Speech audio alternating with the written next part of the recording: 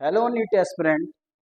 आज हम आपके लिए लेकर आए हैं एक नया टॉपिक जिसका नाम है equation of motion. Straight line का ये टॉपिक बहुत छोटा सा टॉपिक है, लेकिन बच्चों को न्यूमेरिकल्स में बहुत ज़्यादा प्रॉब्लम्स देता है। इक्वेशन ऑफ मोशन में बच्चे कंफ्यूज इस बात पर रहते हैं कि वो फर्स्ट इक्वेशन, सेकेंड इक्वेशन या थर्ड इक्वेशन का यूज़ कैसे करें, और स्पेशली जहाँ पर सेकेंड इक्वेशन और फोर्थ इक्वेशन की बात होती है वहाँ पर बच्चों को बहुत ज़्यादा प्रॉब्लम फेस करनी पड़ती है। इस वजह से क्योंकि उन बच्चों को सेकेंड इक्वेशन और फोर्थ इक्वेशन के डिफरेंसेस के बारे में नहीं पता है कि सेकेंड इक्वेशन कहाँ पर अप्लाई की जाती है और फोर्थ इक्वेशन कहाँ पर अप्लाई की जाती है। आज का हमारा टॉपिक इसी चीज़ को क्लियर करेगा कि हम सेकेंड इक्वेशन और फोर्थ इक्वेशन को डेप्थ में जाकर कैसे समझें और उनके डिफरेंसेस को कैसे समझें कि कहाँ पर हमें सेकेंड इक्वेशन यूज़ करनी है और कहाँ पर हमें फोर्थ इक्वेशन यूज़ करनी है। आज की वीडियो के बाद में आप इस टॉपिक पे कभी भी नहीं अटकेंगे और किसी भी मॉड्यूल का क्वेश्चन बना सकते हैं। आइए स्टार्ट करते हैं इक्वेशन ऑफ मोशन।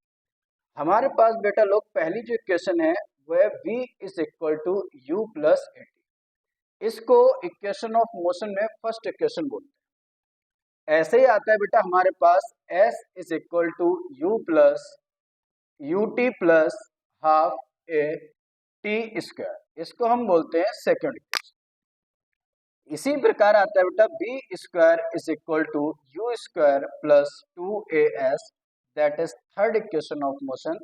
ये जो इक्वेशन ऑफ मोशन है बेटा ये सारी की सारी ऑफिशियल इक्वेशन ऑफ मोशन है जो एनसीईआरटी में मेंशन है, लेकिन एक और अनऑफिशियली हमारे पास इक्वेशन ऑफ मोशन है जिसको हम इसमें नहीं पढ़ते। 9th 10th 11th क्लास में जो हमने पढ़ी होती है वो यही पढ़ी होती है। ये जो चौथी इक्वेशन है बेटा फोर्थ इक्वेशन, वो नीट वाले बच्चों के लिए ज्यादा प्रॉब्लम क्रिएट करती है। नीट में इसको ऐड करते हैं s is equal to u plus half a bracket of 2t minus 1। देखने में आपको ये बिल्कुल सिमिलर लगेगी बेटा, जैसे सेकंड इक्वेशन ऑफ मोशन है उसी तरह से हमारे पास फोर्थ इक्वेशन ऑफ मोशन है, क्योंकि मैक्सिमम क्वांटिटीज इसमें सेम है। जैसे कि इसमें इनिशियल वेलोसिटी का यूज किया गया है, डिस्प्लेसमेंट का यूज किया गया है, एक्सेलरेशन का यूज किया गया है, टाइम का यूज किया गया है, वही सारी चीजों का यूज मैंने इसमें किया है। आइए पहले तो हम ये समझते हैं कि इन चारों इक्वेशंस की कंडीशंस क्या है बेटा। तो वो बताता है कि हमें जो इनकी इक्वेशंस की कंडीशंस है वो है u और a, ये दोनों ही बेटा यहाँ पर कांस्टेंट होने चाहिए।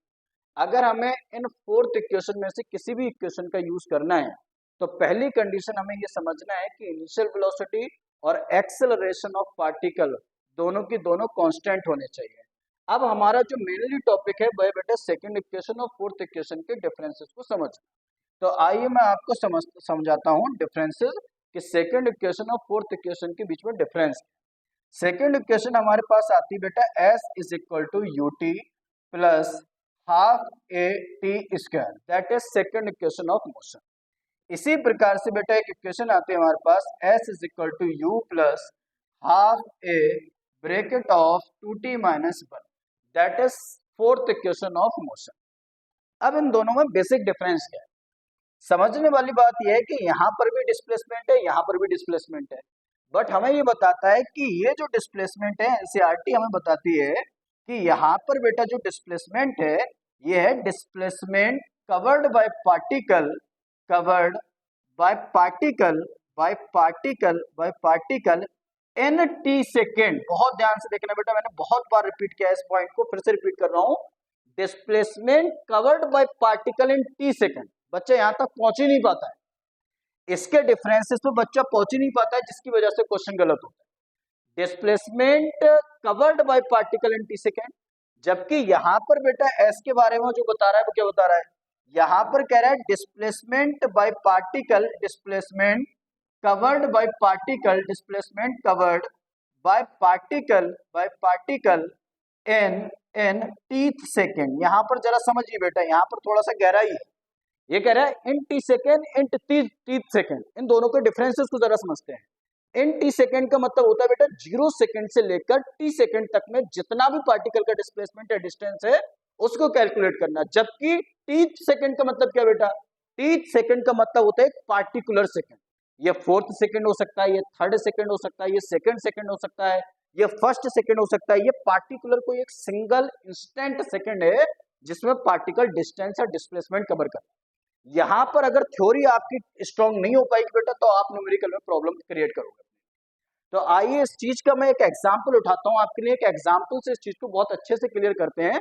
जैसे मान लीजिए हमारे पास एक एग्जाम्पल है बेटा, एक एग्जाम्पल से उसको समझते हैं कि मान लीजिए मेरे पास एक पार्टिकल ए से चलना शुरू करता है और बी तक जाता है बेटा, ए से बी तक जाता है और ए से बी तक जाने में इसको जो टाइम लगता है बेटा वो लगता है 3 सेकेंड।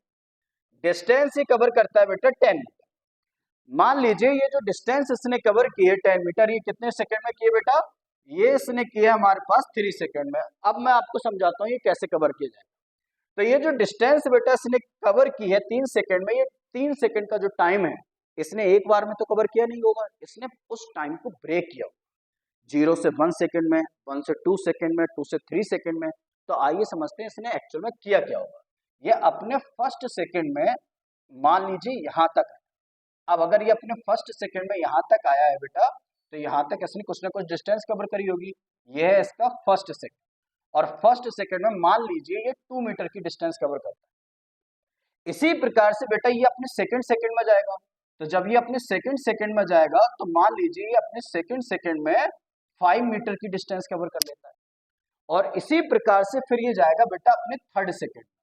जब ये अपने थर्ड सेकंड में जाएगा तो ये जो बची हुई रिमेनिंग डिस्टेंस है वो कवर कर लेगा 3 मीटर। अब अगर आप सारे सेकंड को ऐड करेंगे तो 1, 2 और ये 3, टोटल टाइम हो गया 3 second.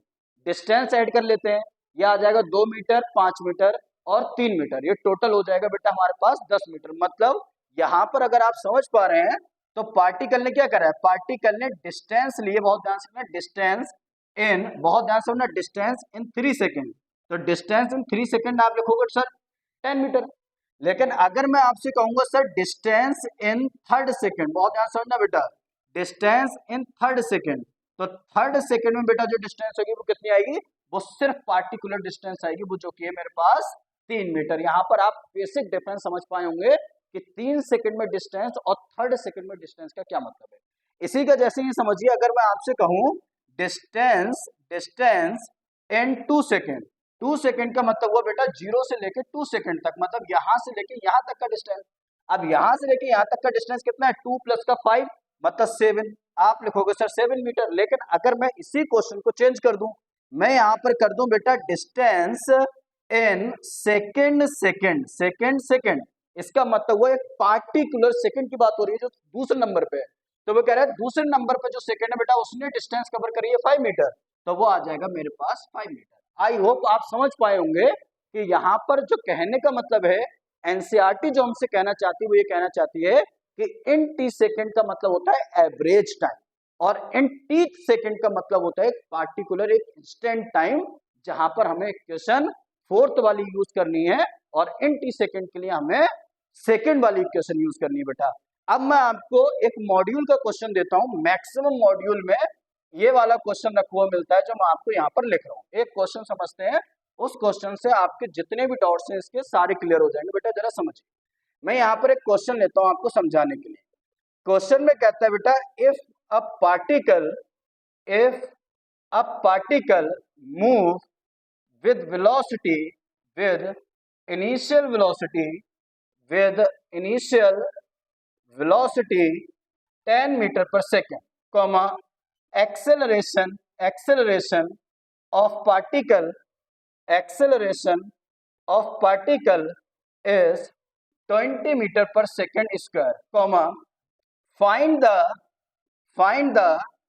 distance covered by particle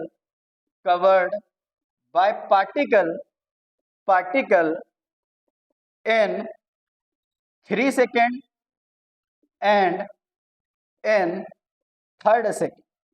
इन दोनों में बच्चेदार ध्यान समझना, एक 3 सेकंड और इन थर्ड सेकंड। अब जहां पर बेटा एक पार्टिकुलर सेकंड की बात की गई है, जहां पर पार्टिकुलर सेकंड की बात की गई है, इस क्वेश्चन में हमें वहां पर लेकर जाना है पूरे टॉपिक को कि क्या टॉपिक का मेन पर्पस है। ये कहता है, क्वेश्चन को मैं रिपीट कर रहा हूं बेटा, जुड़ रहे हैं मुझसे, क्वेश्चन को रिपीट कर रहा हूं। If a particle move with initial velocity 10 metre per second, acceleration of particle is 20 metre per second, मतलब इनिशियल वेलोसिटी आपके पास है, एक्सेलरेशन आपके पास है। वो कहता है find the distance covered by particle in 3 second. अब आपको यहां पर समझना है कि मैंने क्या समझा है। इन 3 सेकेंड मतलब एक रेंज, इन 3rd सेकेंड मतलब एक पार्टिकुलर सेकेंड, मतलब दो पार्ट है क्वेश्चन के। पहले पार्ट का सॉल्यूशन मैं तुम्हारे साथ में रखता हूं। पहले पार्ट में कह रहा है बेटा इन 3 सेकेंड, तो जो जो उसने क्वेश्चन में दिया वो लिख दो बेटा। यू दे रखा है 10 मीटर पर सेकेंड, एक्सेलरेशन दे रखा है 20 मीटर पर सेकेंड स्क्वायर। तो मैं कह रहा हूं सर इन 3 सेकेंड है, इसका मतलब सेकेंड इक्वेशन यूज करूंगा। सेकेंड इक्वेशन है मेरे पास sir S is equal to U T plus half A T square.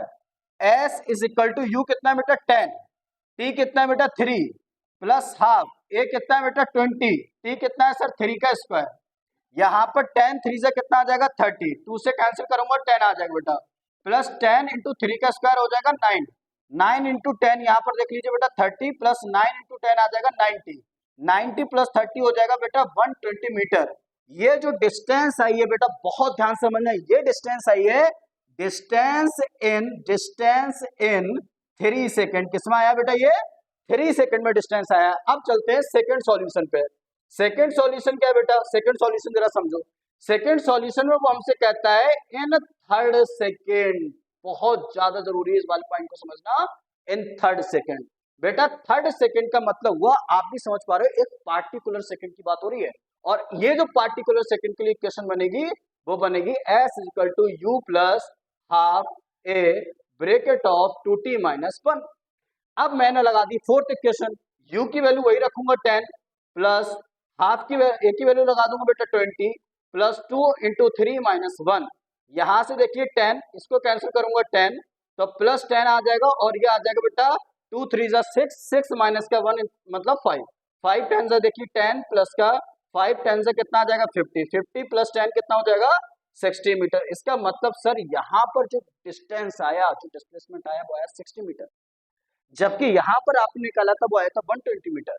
आप समझ पाते होंगे बेटा कि इन 3 सेकेंड और इन 3rd सेकेंड का डिफरेंस कहाँ पर है। ये क्वेश्चन की स्टार्टिंग बेटा ये नहीं है कि आप डायरेक्ट क्वेश्चन शुरू हो जाता है थ्योरी से।